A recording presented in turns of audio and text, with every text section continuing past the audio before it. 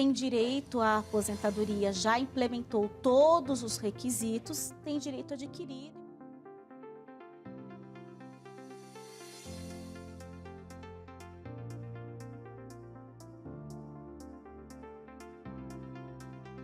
Obrigada por estarem aqui. Eu que agradeço, obrigada eu. Falando de reforma previdenciária, não é? Mais uma vez as pessoas estão preocupadas, tem razão para isso, porque primeiro é dito uma coisa, depois é dito outra. Há muito tempo que a gente já ouve falar dessa reforma. Muitas pessoas se perguntam, será que eu devo então correr para ir atrás do meu benefício antes das mudanças? Há motivo para isso? Na verdade, não há motivo para sair correndo, porque quem tem direito à aposentadoria já implementou todos os requisitos, tem direito adquirido e qualquer mudança não prejudicará este direito.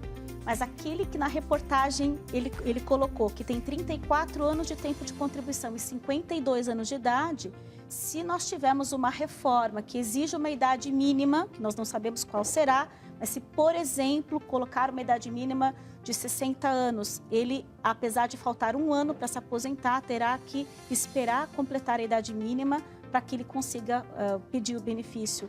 Ou seja, quem não tem o direito adquirido, quem falta ainda requisito para completar esse direito, pode ser prejudicado. Quem tem direito adquirido é quem já está... completou todos os requisitos. Então, nós temos hoje duas espécies de aposentadorias distintas.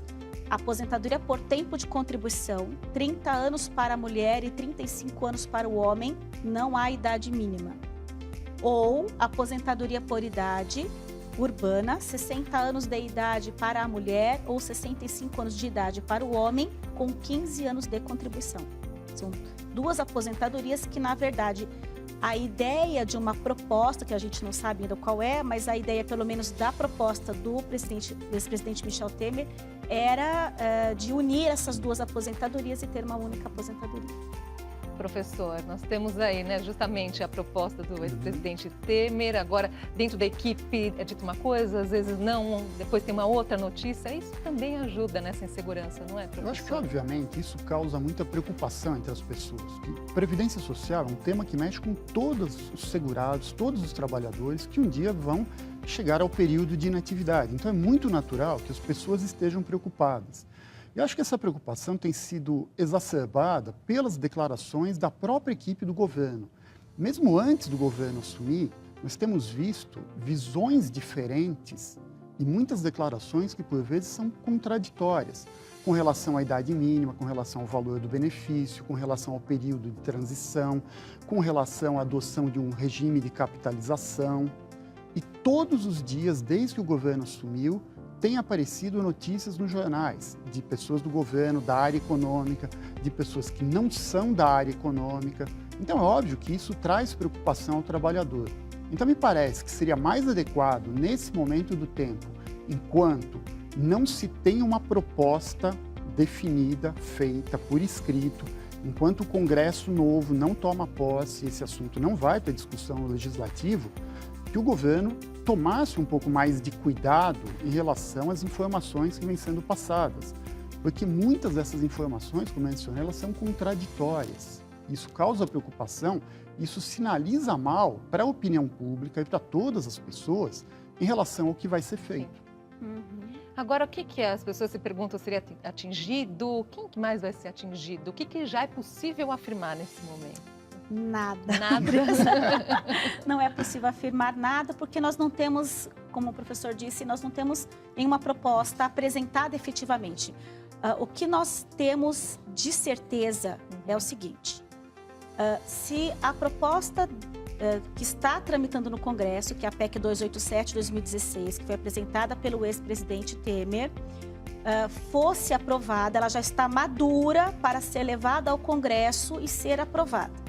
Havendo a apresentação de uma nova proposta, começamos da estaca zero, ou seja, todo o processo legislativo começa de novo. O que muitas pessoas, o que causa muita insegurança é a falta de informação, porque na verdade as pessoas acham que no momento em que houver a apresentação da proposta da reforma, ela já começa a valer. Sim. E na verdade não, havendo a apresentação de uma nova proposta, ela começa lá no Congresso, nas comissões de Constituição e Justiça. Então, tem todo um processo legislativo. Para nós termos uma ideia, a proposta do ex-presidente Temer demorou 1 ano e meio para ficar madura, para ir à votação. Ou seja, se houver uma nova proposta, isso tende a demorar pelo menos de 6 a 8 meses para que ela esteja madura, para que seja levado ao Congresso. Agora, a urgência sanar as contas do governo é a questão fiscal. Professor, existe reforma ideal nesse sentido? É difícil pensar numa reforma ideal, mas talvez o sistema previdenciário mais adequado seja aquele que respeite as características econômicas, demográficas do país, principalmente levando em conta o envelhecimento, que ele seja um sistema sustentável ao longo do tempo, que ele garanta níveis mínimos de reposição da renda das pessoas, mas que esses níveis mínimos sejam compatíveis com o equilíbrio financeiro, com o equilíbrio atuarial. Então, é necessário que o sistema, ao mesmo tempo, seja capaz de prover proteção social, que ele seja o mais igualitário possível, que haja menos diferenças de regras entre quaisquer categorias e que o sistema previdenciário no seu todo, pensando em reposição de renda na velhice, ao mesmo tempo que ele garanta a proteção social, ele também não gere distorções no mercado de trabalho, ou seja, com alíquotas de contribuição muito elevadas, com tributação muito grande sobre mão de obra e que também, um ponto que é muito importante no Brasil, que ele seja capaz de gerar poupança interna, que é um ponto-chave na explicação do baixo crescimento no Brasil e na questão das finanças públicas, ou seja, de maneira geral, é um desafio gigantesco, não é uma tarefa fácil. Pegando até fazendo um certo trocadilho com uma piada de economistas, se fosse fácil, já teria sido feito.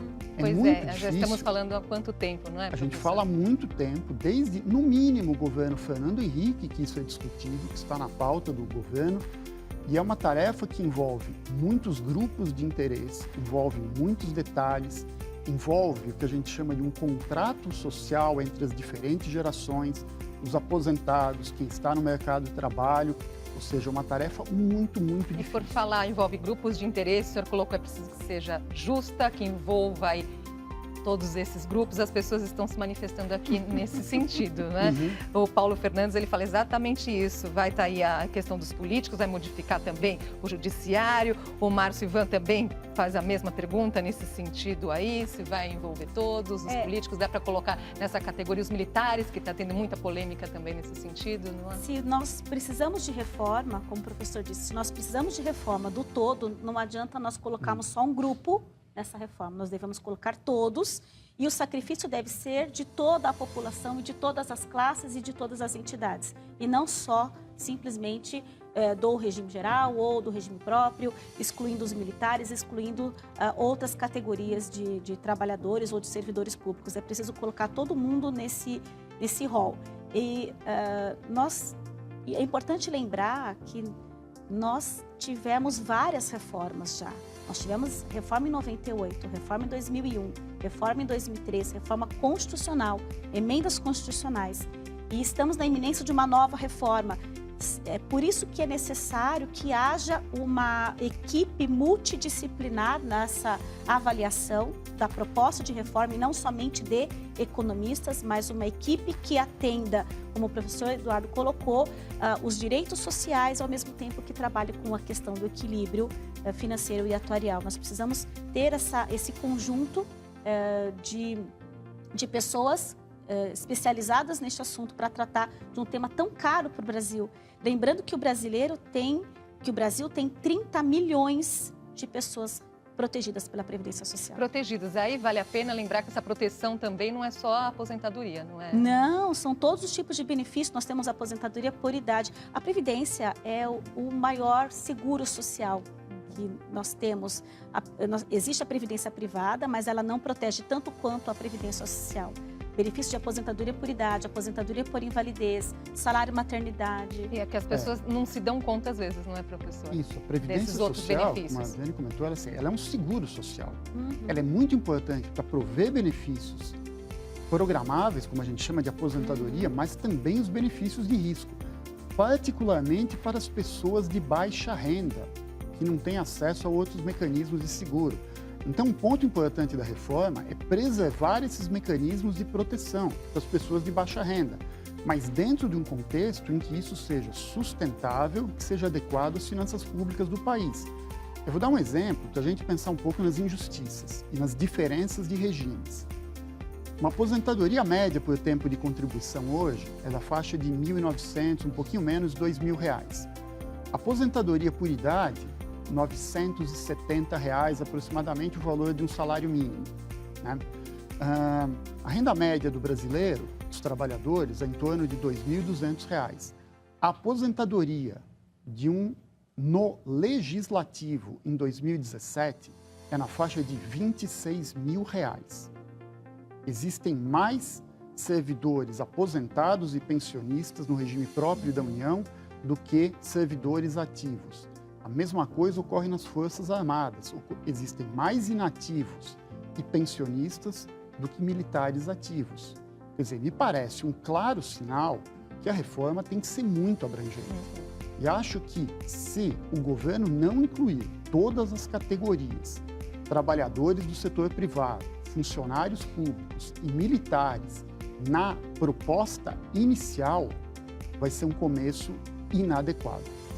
Uma das questões é que as pessoas estão perguntando sobre isso, a idade mínima, não é? O que está sendo sinalizado nesse sentido? O presidente Bolsonaro mencionou para a imprensa uma idade mínima de 62 anos para o homem e de 57 anos para a mulher, que nós não sabemos se efetivamente será isso, porque não há uma proposta apresentada efetivamente. Isso acaba gerando um pouco de confusão, porque nós não temos a proposta e porque as pessoas acham que a idade de 60 anos daquela aposentadoria por idade será reduzida para 57. Acho que é bom esclarecer isso, são coisas diferentes. Idade mínima e aposentadoria por idade, exatamente. Não é? A ideia seria colocar uma idade mínima na aposentadoria por tempo de contribuição, que seria 57 anos com 30, talvez, de contribuição, né? E 62 aí de idade para o homem com 35. Mas como nós não temos uma proposta efetiva, isso não está valendo, não tem nada apresentado formalmente no Congresso em relação a essa questão. Então, não há uma proposta. Muita gente fala de idade de 60, 65, 62, 57. Nós não temos efetivamente nenhuma idade tramitando no Congresso. A proposta do Michel Temer, do ex-presidente, trazia uma idade de 62 anos, traz, na verdade, uma idade de 62 anos para a mulher e de 65 anos para o homem e cria uma regra de transição para quem já está no sistema. Então, exatamente. Aparentemente, por todos os sinais que nós temos, o que nós sabemos, vai haver a imposição de uma idade mínima. Qual? Ainda está vago. Essa primeira entrevista do presidente Bolsonaro, aparentemente ele voltou atrás, não era muito claro se aquilo era o regime geral do INSS, ou se aquilo era funcionários públicos. Depois outros membros do governo falaram de outro jeito, mas idade mínima deve ter. O que nós não sabemos e que são pontos fundamentais para direcionar o sucesso ou não da reforma. O período de transição, a abrangência dessa reforma, a fórmula de cálculo do benefício, que é uma coisa que precisa ser tocada. Acho que é um erro pensar somente em idade mínima. As duas coisas andam simultaneamente. Idade mínima e tempo de contribuição. E, principalmente, essa combinação, que me parece inadequada no caso brasileiro, é que explica o nosso gasto tão elevado e as distorções que nós temos. Então, tem a idade mínima, o cálculo do valor do benefício e o período de transição. E um ponto que também não pode ser deixado de lado é a questão da alíquota de contribuição. Se no futuro nós vamos continuar com uma alíquota de contribuição tão alta, ou se a gente vai partir para um desenho de sistema previdenciário com uma alíquota mais baixa do que nós temos hoje no caso do INSS. São muitas as perguntas aqui. Claro, as pessoas contam os seus casos aqui, né? Acho que fica até difícil responder, porque vai precisar fazer alguns cálculos aqui. Não sei se dá para responder aqui para o Carlos, talvez outras pessoas estejam na situação dele. Ele fala da preocupação da regra de transição, que ele diz que faltam apenas 3 meses para ele adquirir por tempo de contribuição e está desempregado. Fica tranquilo, Carlos. Em 3 meses é impossível ser apresentada uma proposta, passar por todo o processo legislativo e aprovar qualquer coisa em 3 meses. Não... Nesse caso é o que nós chamamos de direito adquirido, então... Ele ainda não tem. Ainda não tem, mas ele tem o que a gente chama no direito de expectativa de direito, mas a probabilidade de em 3 meses não ser aprovada reforma nenhuma é muito grande. O Sandro Souza, ainda sobre essa preocupação, ele pergunta, uma pessoa na faixa dos 50 anos, se perder o emprego, vai arranjar outro onde, professor? A situação é difícil para todas as pessoas, porque ao mesmo tempo que tem a questão da reforma da Previdência, a gente houve no passado a reforma trabalhista, que mudou muito a questão das relações do trabalho, e a gente tem assistido simultaneamente mudanças tecnológicas, mudanças nas relações de trabalho, são muitas coisas acontecendo. Reforma trabalhista. Trabalhista, que eu mencionei, então. E aí tem muitos elementos acontecendo. E justamente a gente teve essa discussão num período muito ruim no mercado de trabalho, foi o período de 2014 a 2017. Então o mercado hoje tem uma certa recuperação, mas acho que um ponto que a reforma tem que tratar, e isso é importante até para as pessoas conseguirem um outro emprego, é, por exemplo, pensar no futuro, a gente ter uma alíquota de contribuição mais baixa. Isso desestimula a contratação. Isso torna o custo de contratar um trabalhador muito elevado para a empresa, sem que a remuneração desse trabalhador seja de fato elevada. Ele representa muito para a empresa, mas o salário que ele leva para casa não é tão elevado. Então, uma reforma de fato duradoura, importante, que olhe todos esses elementos, tem que contemplar as questões do lado da despesa, do lado dos benefícios, os direitos das pessoas, a proteção social e a questão da contribuição. Então, como eu tinha mencionado antes, o governo tem um gigantesco desafio pela frente. É o primeiro teste, me parece, que o governo Bolsonaro vai ter no campo das finanças públicas. Até agora a gente tem uma promessa de ação. Então a gente precisa entender direito, quando a proposta for colocada em cima da mesa, de que maneira o governo entende esse problema. E aí, para a população e mesmo para nós, vai ficar mais claro como isso vai ser feito. Vamos fazer uma pausinha aqui, a gente volta já.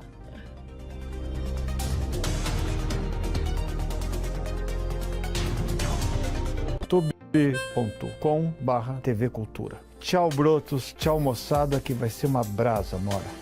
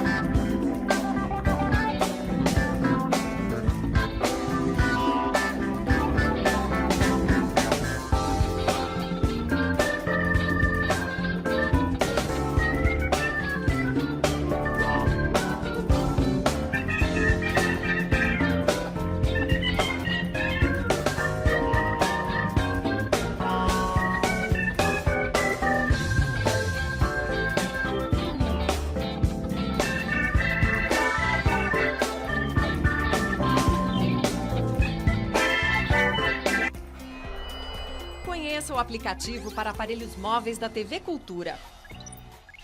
Cultura Digital. Agora você leva os seus programas favoritos para onde quiser.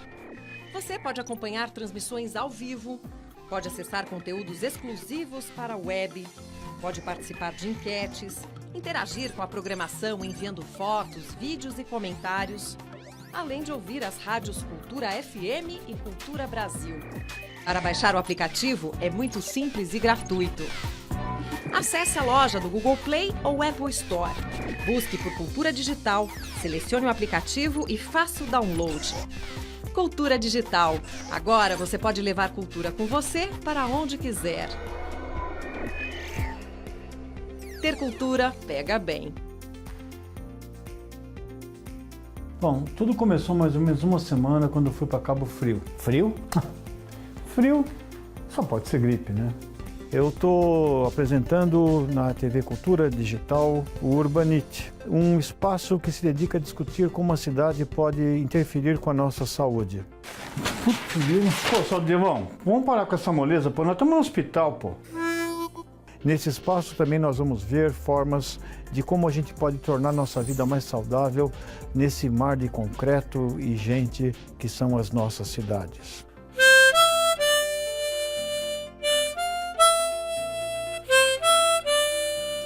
Visite a gente no... Já estamos de volta com o Panorama. Hoje falamos sobre as expectativas em torno da reforma da Previdência. Com a gente, Adriane Bramante, presidente do Instituto Brasileiro de Direito Previdenciário, e Luiz Eduardo Afonso, professor da FEA da USP. Continue aqui participando da nossa conversa pelas redes sociais, Facebook e Twitter, com a nossa hashtag Panorama TV Cultura. Claro, muita participação, né? As pessoas estão preocupadíssimas aqui. A Paula, por favor, falem da situação dos professores. A situação dos professores é a mesma de todos os outros, o desespero é total. Na verdade, nós temos professores da iniciativa privada, que são seletistas, e os professores do regime próprio. Os do regime próprio já têm uma idade mínima, que é 50 anos a mulher e 55 homem, com 25 e 30 de contribuição, aliás, 30 e 35 de contribuição. E nós temos a questão dos professores do regime geral, que não há uma idade mínima e se aposentam hoje com o fator previdenciário. Eles estão também na proposta de reforma do Temer, com uma idade mínima de 60 anos e aí sem diferença de gênero, homem ou mulher. E nós não sabemos o que acontecerá com os professores aí quando vier a reforma do presidente Bolsonaro. Silva Luiz fala, quem está quebrando a Previdência são salários milionários aí de alguns servidores e não assalariados pequenos que dão duro durante toda a vida, professor. Tem alguns pontos que são importantes a gente comentar. Assim, o Brasil tem uma combinação, principalmente no setor público, que acho que não existe em nenhum outro país do mundo, que é a aposentadoria com idade relativamente baixa, e aí eu preciso usar um termo com que a gente chama de uma taxa de reposição relativamente alta, que é a relação da aposentadoria com quanto a pessoa ganhava antes. Essa taxa de reposição, esse benefício alto e a aposentadoria precoce, ele gera um gasto muito grande para a sociedade. E aí eu vou dar um outro número que é importante. Se a gente olha os regimes próprios, ou seja, funcionalismo público, de União, estados e municípios, e a gente calcula o passivo atuarial desses regimes, ou seja, tudo que esses regimes vão pagar de benefício, tudo que eles vão receber de contribuições nos próximos anos, num período de tempo muito grande. Esse passivo atuarial, ou seja, a diferença de benefício e contribuição, é da ordem de 7,4 trilhões de reais. Trilhões. O PIB do país é 6,6 trilhões de reais. Então a gente tem um passivo, tem uma conta descoberta, só nos regimes próprios, da ordem de 1,2 PIBs. Então isso é uma medida importante do desequilíbrio que a gente tem e da importância que essa reforma seja voltada para todos os grupos. RGPS, ou seja, setor privado e principalmente setor público, funcionalismo público e militares. O sistema tem que ser o mais igual possível para todos os trabalhadores. Agora, nós temos, por outro lado, algumas desigualdades na questão de idade. Por exemplo, expectativa de vida, mesmo dentro de São Paulo nós temos de bairro para bairro, expectativa de vida completamente diferente, quem dirá país afora, não é? Nós temos nosso Brasil é continental e temos diferentes expectativas de sobrevida de norte a sul, leste a oeste do país, como você mesmo colocou, dentro até do próprio estado. E colocar uma idade mínima num país com essa diferença social, essa diferença de expectativa de sobrevida é um desafio. Por isso que talvez hoje nós temos, por exemplo, na aposentadoria por tempo de contribuição, um cálculo em que você aplica o fator previdenciário, que é um redutor quando você se aposenta cedo, ou você aplica uma fórmula, que é a fórmula que hoje comumente chamada de 8595, somando a idade com o tempo de contribuição, e que hoje está no 8696, 86 para a mulher e 96 para o homem. Essa fórmula, ela traz indiretamente uma idade mínima, só que ela privilegia aquele que começou mais cedo, em relação àquele que começou mais tarde. Eu posso ter os pontos sem precisar ter uma idade mínima, por exemplo. Então, isso seria talvez uma ideia que se adequasse muito ao Brasil. O que a gente não pode é colocar uma idade mínima, tomando como base países desenvolvidos, geograficamente menores, com realidades com completamente realidades diferentes. sociais totalmente diferentes da nossa. Nós estamos quase chegando ao final, mas tem um outro termo aí que as pessoas estão ouvindo falar muito, professor, doutora Adriana, que é a capitalização, não é? O que vale a pena explicar para as pessoas? Então, basicamente, existem Que dois tá regimes na proposta, previdenciários. Existe o que a gente chama hoje de regime de repartição. E nesse regime, as contribuições dos trabalhadores ativos, hoje, são usadas para custear as aposentadorias e pensões dos inativos. Então, no mesmo momento do tempo, por exemplo, o INSS utiliza esses recursos para pagar a aposentadoria e pensões dos idosos, né? E é um regime usado nos pilares básicos na maioria dos países do mundo. O modelo de capitalização, a contribuição é feita pelo trabalhador para financiar a sua própria aposentadoria. Como funciona, por exemplo, um plano de previdência privada? Então, o trabalhador começa a contribuir, ele faz essas contribuições são capitalizadas, daí vem o nome, ou seja, elas vão rendendo juros de acordo com as aplicações que vão sendo feitas e acumulando um determinado montante no final da vida ativa. E aí, esse montante é feito um cálculo, que a gente chama de um cálculo atuarial, para saber quanto o indivíduo terá direito na aposentadoria. Então, o que aparentemente vai se propor, e aí fica uma dúvida ainda se vai ser exatamente isso, mas o meu entendimento é que o regime de repartição hoje existente ele vai ser diminuído, a gente não sabe quanto, e vai se abrir espaço para um pilar de capitalização, ou seja, uma parte das contribuições dos novos trabalhadores, isso não é dos trabalhadores antigos, vai ser voltada para um regime de capitalização. E aí ele vai financiar uma parte do seu próprio benefício. Tem muita pergunta aqui chegando, as pessoas contando, né, que idade tem, quantos anos de contribuição. Não vai dar tempo de responder para todas essas pessoas. Nós vamos fazer um novo programa quando acontecer a aprovação da reforma, porque aí nós teremos aí as regras claras até para tirar dúvidas aqui de todas as pessoas. Então a gente se compromete com isso, não é? Palavrinha final sobre esse assunto. O que esperar a partir dessa aprovação? Adriane. Sabe Deus o que nos espera. É muita insegurança. Mas eu queria deixar um recadinho aqui, que na verdade a Previdência hoje virou a grande vilã. E se não tiver reforma, a economia não anda.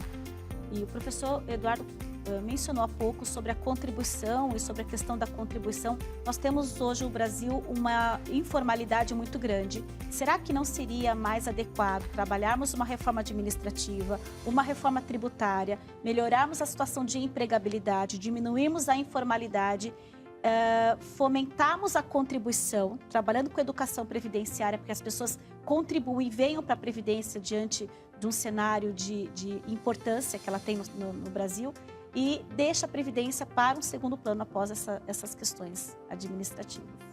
Eu sou cautelosamente otimista em relação à proposição do governo. Eu tenho muita esperança que o governo resista às pressões e coloque na mesa uma proposta englobando todos os trabalhadores do jeito mais abrangente possível. Que o governo pense nas gerações atuais e pense principalmente nas gerações futuras. Esse é o ponto fundamental. Talvez eu tenha uma posição um pouco diferente da Adriana, acho que a gente não tem como fugir de uma reforma previdenciária, mas o governo tem um trabalho muito complicado de comunicação, de comunicar os pontos relevantes, e tem uma questão de educação financeira, que tem que ser trabalhada num país. Acho que o governo Temer perdeu uma boa parte dessa batalha que foi travada e que é um ponto fundamental na proposta. Obrigada pela presença hoje aqui com a gente. Vocês certamente vão voltar aqui para explicar aí, né, as mudanças que podem acontecer. Até a próxima. Obrigada, até a próxima. Obrigado. Obrigada pela sua companhia. Até amanhã.